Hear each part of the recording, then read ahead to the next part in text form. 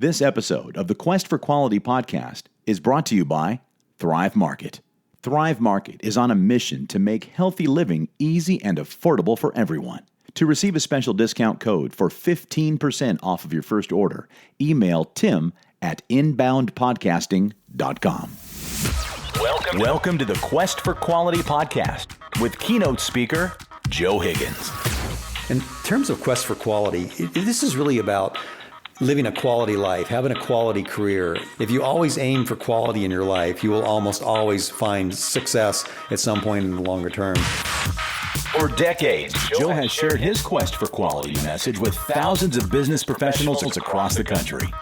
Some of you may know our keynote speaker. I would tell you he's a legend in the industry, and it's great to see him back with us.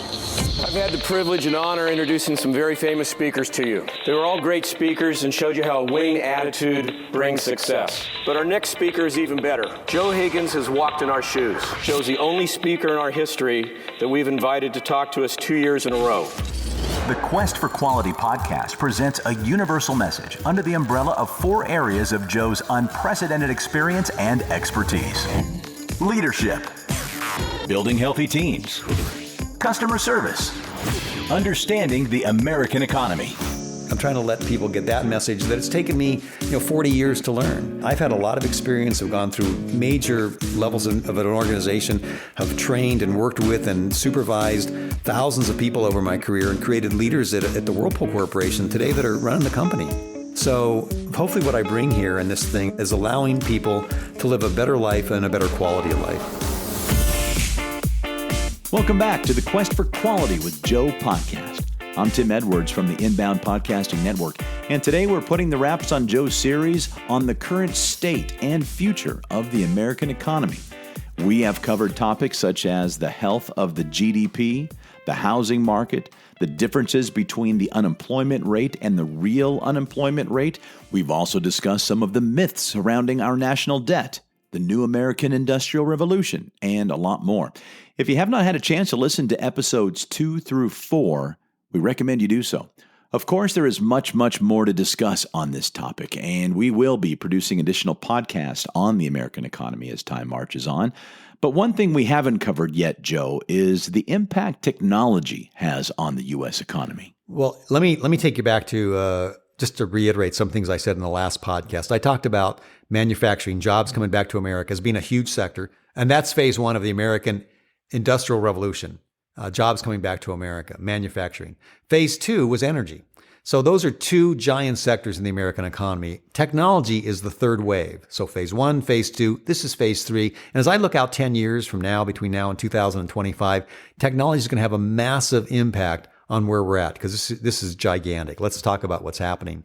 If you look at CES this year, the CES show up in Las Vegas, there were 3,600 vendors and 26,000 new products introduced at CES. That's an all-time high. We've never seen that before. And that's the impact that technology is going to begin to have on our economy. It's a massive shift in the economic impact in this country. Let me give you an example of this so we understand where we're at. Make this simple for everybody. Let me give you the fable of the king that wanted a new game. And he asked out in the kingdom, and a farmer came in with a game of chess. And he said, here's your game, 64 squares on the chessboard, all the players. The king became so enamored with that game, he said, I'll pay you anything you want. The farmer said, okay. He said, I want $1 a day for every square on the chessboard, 64 squares, doubled every day. In other words, $1 the first day, $2 the second day, $4 the third day. Well, the king thought that was a modest proposal, and he said, I grant you that pay. Well, by day 32, the payoff was $2.1 billion, and they were only halfway on the chessboard. If you go from day 32 to day 64, the number becomes more than a quadrillion, which I didn't even know existed before I started looking it up. The point of that story is this, that today with technology, we are truly on day 32. All the investment, all the money's been spent the last 30 years to get to where we are today. All the payoff comes over the next 10 years, 2015, 2025. You're going to see that on the impact that technology is going to have on this country and on our world too, in our lives. It's going to be massive. What are some of the technologies that you think will be significant over the next few years, Joe? Well, McKinsey did a great study. They looked at what they call 12 disruptive technologies. Let me just talk about a few of them. I know we don't have time to talk about all of them, so I'll just pick out a few. The first one, for example, will be artificial intelligence. The industry calls this AI.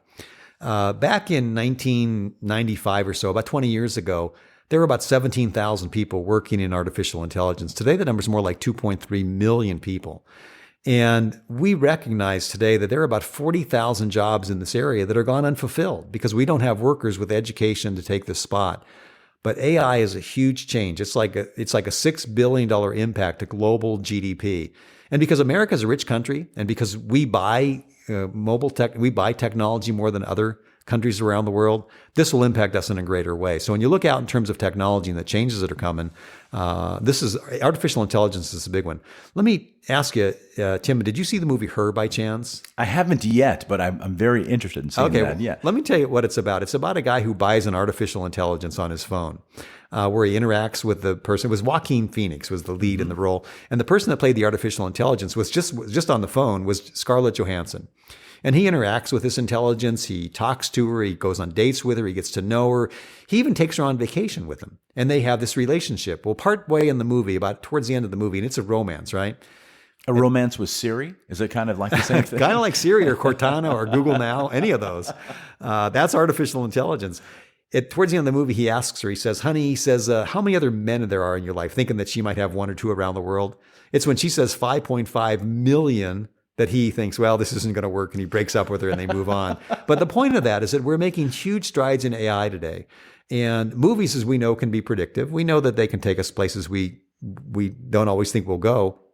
But with our brain, we can program into a computer parts of our brain like engineering logic, math logic, intelligent logic, but we can't put in values, judgments, or human emotion.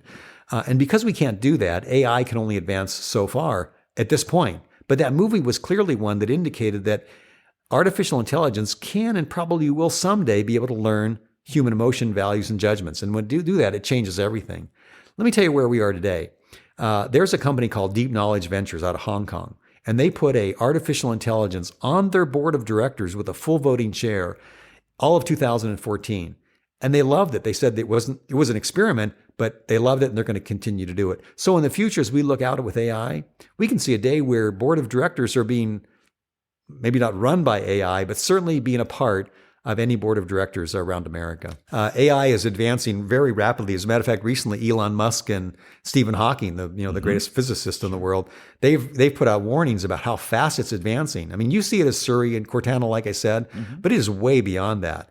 And you could do things in your business where you ask an artificial intelligence, if you had it sitting in your office on your desk, about your business. What do I need to do to gain more business in an area that I'm not aware of? The AI can analyze reams and reams of data and give you an answer. And you can even talk to it and discuss it probably in the years ahead of us. And not have to pay for its health insurance either. That's right. Well, in the movie Her, I always thought it was a great idea to have an artificial intelligence. I haven't dated in a long time because I'm married now, but imagine how cheap a date your artificial intelligence is. So, oh my. So let's talk about, we mentioned Siri, of course, but mobile internet and why it's important. Well, mobile internet's one of those kind of things where we've seen rapid technological change. Think about it. A few years ago, you had a flip phone in your pocket, and now you have a full-on handheld computer. Just a few years ago, I think it was 2009, about 23% of Americans own smartphones. Today, that number is 75%. It's the first time in U.S. history that we can reach 2/3 of Americans on one device with marketing and advertising. We've never been able to use that before. And you've done work with Yelp. You know how critical this is today. Let me give you an example. When Facebook stock opened up in 2012, they did their IPO. Everybody thought, oh my gosh, this is going to be a big deal. Facebook opened at 34, went right to 42, 45, something like that, but then dropped back to 24. You know why? Because today, 50% of all Facebook users are using it on a mobile device. They didn't have mobile technology down. And the experts said that. And when they got it right, now their stock has hovered between 72 to 82, let's say, in the past year or so, because they monetized mobile technology. They recognized how important that was. They did it, they changed it, and now they're obviously leaders in this field.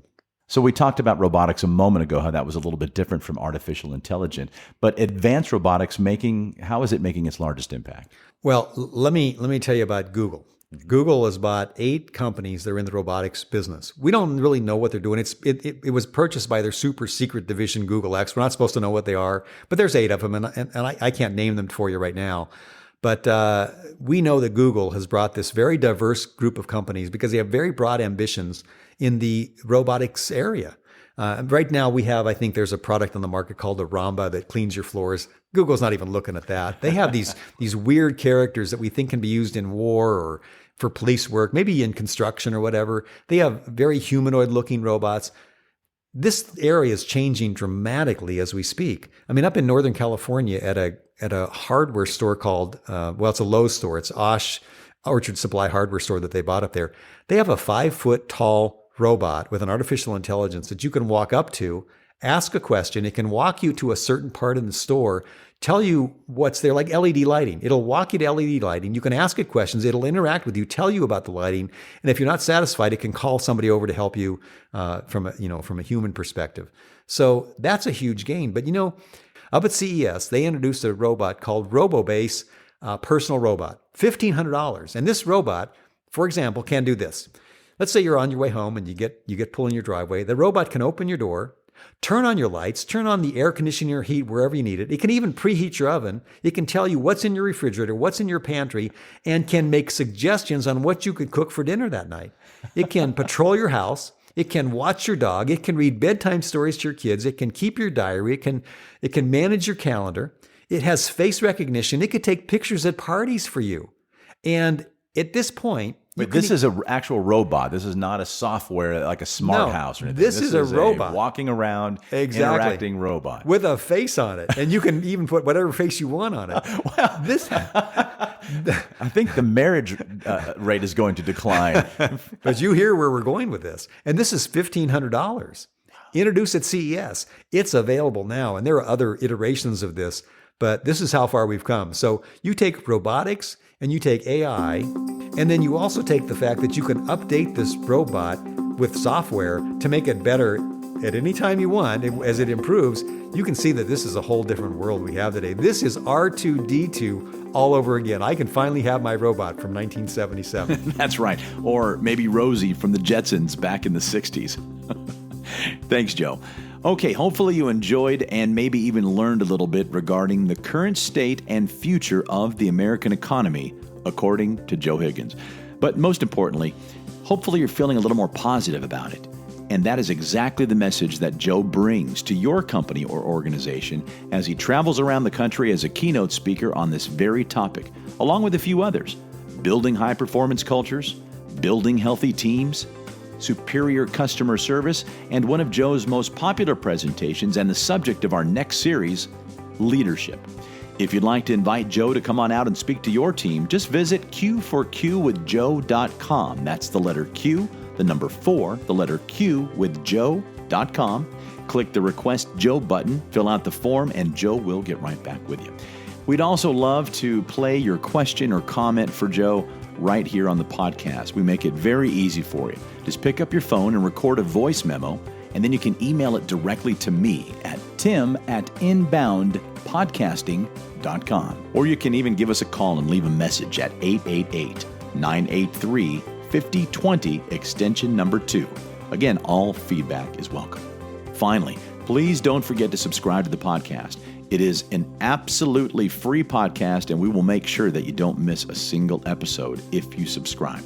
As soon as we post an episode, you'll find it right there in your playlist on your computer or even on your mobile devices or from whatever you might be listening to your podcasts on.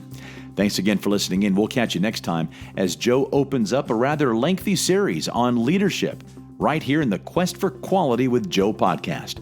For Joe Higgins, I'm Tim Edwards with the Inbound Podcasting Network.